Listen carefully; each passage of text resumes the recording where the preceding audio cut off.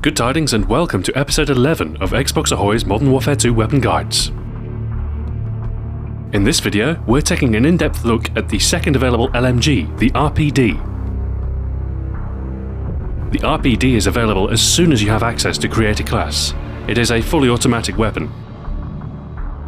It is of Russian design and was developed towards the end of World War II, entering limited service in 1944. It fires the 7.62 by 39mm Soviet M43 intermediate cartridge, the very same that the AK-47 uses. The open-type iron sights resemble that of the AK-47 too. In fact, the RPD is a passable substitute for the AK until you reach level 70.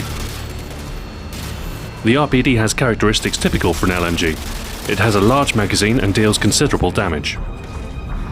You can lay down substantial suppressive fire with this weapon, denying the enemy movement through chokepoints and effectively defending an area. LMGs don't suffer from damage drop-off at range like most other weapons.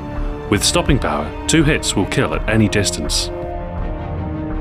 The RPD's rate of fire is relatively slow, but the devastating damage means that this is not an issue, except perhaps at closer ranges. 100 rounds in the magazine is enough for almost 10 seconds of sustained fire, although I would recommend firing only in bursts. The reload speed is very, very slow, 10 seconds, during which you are very vulnerable. Movement and aim speed are slow too. The RPD is a very deliberate weapon. The first attachment unlock is the grip. This increases the controllability of automatic fire with the RPD and reduces the size of the cone of fire, meaning you will be more effective at longer ranges. This is a useful attachment, no doubt. If you can find a long corridor or choke point, the grip will enable you to hang back but still provide deadly fire in a narrow area. The red dot sight is the second unlock, and is useful for those unfamiliar with the RPD's iron sights. I rather like the sight picture of the open-type iron sights on the RPD though, so the red dot feels like a waste of an attachment.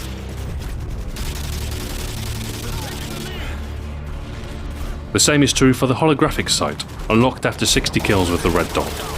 There's nothing wrong with it, but it didn't help me much either.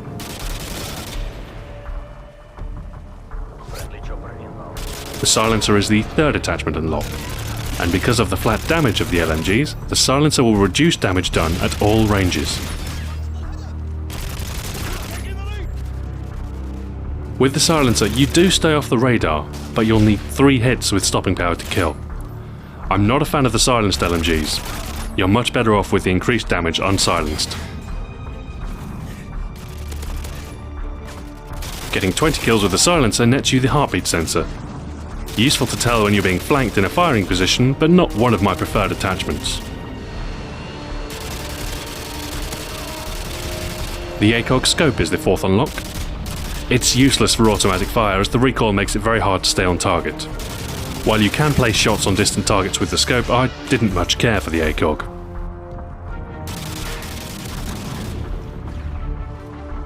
Same applies for the thermal scope. The RPD excels in automatic fire, and the scopes are unusable for this role. The last marksman lock is FMJ, further increasing the already considerable wall penetration of the LMGs. FMJ is my preferred attachment, even over the grip. If an enemy is behind even moderate cover, you will be able to cut through and kill them before they have time to get away. It also aids in taking out entrenched snipers quickly, hopefully before they have a chance to take an aim shot at you. Extended magazines are the final attachment, giving you 200 rounds of continuous fire. While avoiding the lengthy reload is nice, 100 should be enough for most situations, and you can normally find a good hiding spot to reload when needed. As the RPD is a slow weapon, Sleight of Hand Pro is a great perk to use, as your aim speed will increase, allowing you to compete more evenly at close range, and the reload speed is decreased to a more acceptable level. Bling can also be used if you can't decide between attachments. Grip and FMJ is a particularly deadly combination, but bear in mind your aim and reload speed will be a lot slower than your typical opponents. stopping power is a must if you want 2-hit kills, but that's not to say the RPD is ineffective without. If you prefer another red bag, you can probably still do some damage regardless. You could use lightweight if you wanted to counteract the sluggish movement speed of the weapon, but if you want portable firepower, an assault rifle or SMG might be more to your taste. Finally, for your yellow perk, you have a free choice. I was using Ninja as it's my usual, but if you are staying still, your footsteps are not an issue. Steady aim would help in close quarters, firing from the hip to repel flankers and surprise attacks, increasing effectiveness without the need to raise the weapon to aim.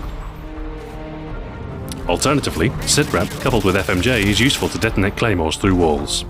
Sitrep Pro, once unlocked, will also give you a better idea of where enemies are coming from. The RPD is a force to be reckoned with in defensive objective games such as Domination. If you stay in cover, anticipate your enemy's movement, and stay ready and aimed in, there is very little that will be able to break your defense. It's best not to camp one spot for the entire game though. Stay observant and wise to the enemy's movement through the level. If you can anticipate the path of their offensive push, and are ready in a firing position, you can repel an entire group of attacking enemies before they have time to react. With FMJ equipped, not even cover will save them. The LMGs are not a common sight, but they're the perfect match for game modes such as Domination, and the slower, more tactical style of counter-offensive play is rewarding. There are few weapons that have the power or magazine capacity to kill large groups of enemies quickly and effectively, but that is precisely where the RPD excels. Thanks for watching, this has been Xbox Ahoy. Join me next time when I'll be using the second shotgun, the AA-12. Farewell for now.